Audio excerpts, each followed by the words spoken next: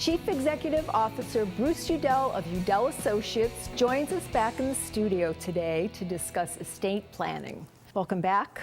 Thank you, Nancy. I'm very excited to hear about this. Well, good. Yes. You're unusual then. It's unusual? Estate planning, yeah. Oh gosh, no. I mean, I think everybody should do it.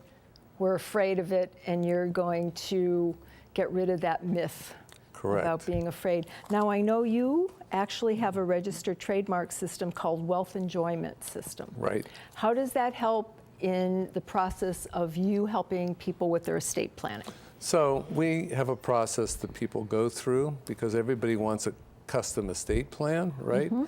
But and everybody should have a custom estate plan that's geared to them, but the process you go through to get to the end result doesn't have to be custom. There's a certain series of events that you should be able to go through, and then you have a plan. And it's interesting, Nancy, have you ever met anybody who is really excited that they were going to go see their attorney and talk about their will? No, right? It's like going to the dentist now. You don't exactly, really want to do right? it. You People don't really right? like to do estate planning, right? Yeah. Why? Because what's the conversation always about?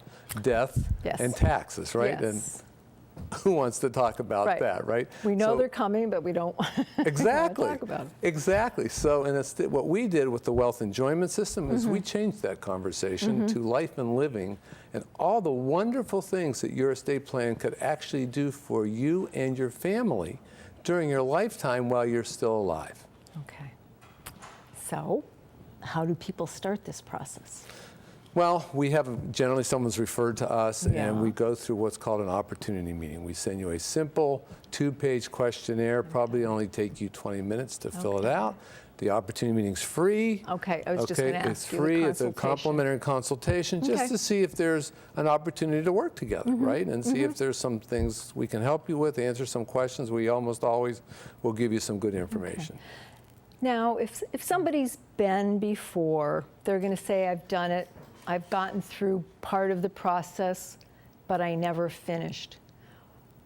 How do you keep people from quitting? I mean, they should come and see you, but why do so many people quit before they complete this plan? That's the key question. Important. So why is it that people quit before they come in? So I had a couple clients come into my office, and they brought in their wills and trusts. I'm looking through their wills and trusts, and I'm saying, I'm just curious, where's the signed copy of this? Is this at the attorney's office? And they kind of sheepishly looked at me and said, well, Bruce, actually we never signed them because we never really got confident, never got comfortable with what they were suggesting because we really didn't understand it, right? And so once we understood it in the attorney's office, but once we started reading the documents again, we didn't understand it. So one of the problems with estate planning is that estate planning documents are written in a different language, really. We call it legalese, right? Because it has to stand up in court. It has to be written that way, right? So what we do is we use the same tool that you use to learn your current language to translate legalese into the language you understand. Pictures, right? That's how you learn to speak, right? This is a table, this is a chair, right? So what we use are pictures. And when we show you a concept in estate planning, we'll draw a diagram on a whiteboard, and we'll take your assets, and we'll show how your assets flow through these different structures to you and the people and organizations you care about, right? Okay. And so that's one reason why people don't complete it. The other reason people don't complete it is they never really get confident about transferring their assets. Can I tell you another quick story? Absolutely. Okay, so I got referred to an attorney in South Florida, actually, by another attorney. And this is a large client, but he had a client who was worth $50 million. And he said to me, Bruce, I've never been able to get him to do anything. And I said to him, did you do a cash flow analysis on him? And he said, what do you mean? I said, did you show me he has enough money to protect his lifestyle or how much he needs? And he said, Bruce, he's worth $50 million. I think he knows he has enough money to protect his lifestyle. Right. I said, that's why you can't get him to do anything. He said, what do you mean? I said, he really likes that. He said, likes what? I said, knowing he has enough money to protect his lifestyle. He really likes that. He said, okay, I don't get where you're going with this. I said, so here's what you're doing. You're showing him all these great ideas where he can transfer money out of his estate where it's taxed into a trust where it's not. And he's not so sure that by the time you're done doing that, he's still going to have enough money to protect his lifestyle. And so here's the thing, Nancy. It's not the attorney's lifestyle he's trying to protect. It's his, right? So I belong to a country club. I spend maybe $500 to $1,000 a month for my country club. I have a client who has a condo on the World Ship. He spends $65,000 a month minimum That's the lifestyle he wants to protect, not Yes, mine. yes, And so another reason people don't do it is because they're not shown that they can afford to transfer these assets, so they don't do it. Okay. They need to talk to you. Take that fear away. Now, there was an interesting question that we talked about earlier. I'd like to read it because it hit home for me. Your website talks about people using their estate plan to enhance their children's lifestyle without giving them any money. Right.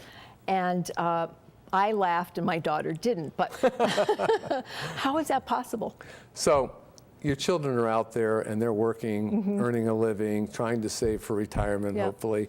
And hopefully they're working with a financial planner who's showing them how much money they need to save for retirement. And they have to, in today's world, Nancy, they have to plan to have enough money to live to 100. Sure. And so they figured out they can't do that with their 401k plan. They need to save way more money, right?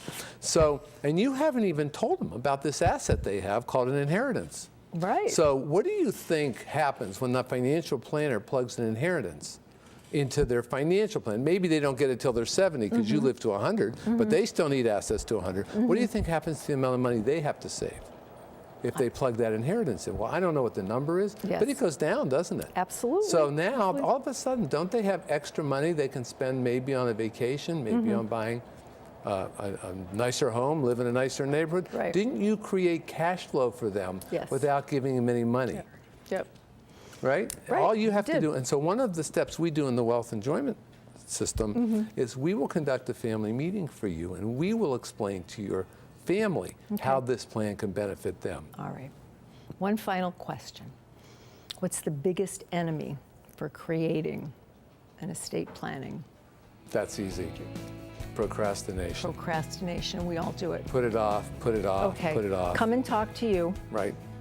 At least come and talk to you and get the process started. Have the free meeting, get some free information. Why not? You'll know whether this is something you want to move forward with. Okay, great. Thank you. I really enjoyed that, and I learned a lot, and I hope our viewers did as well. Oh, thank you. Thank you. Thank you for tuning in to Aging Gracefully on Suncoast FYI. We'll return right after the break.